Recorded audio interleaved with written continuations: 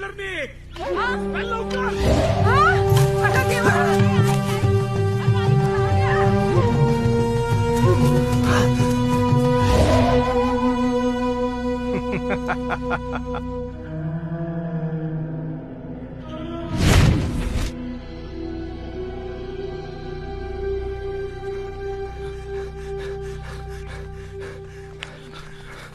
अण्णा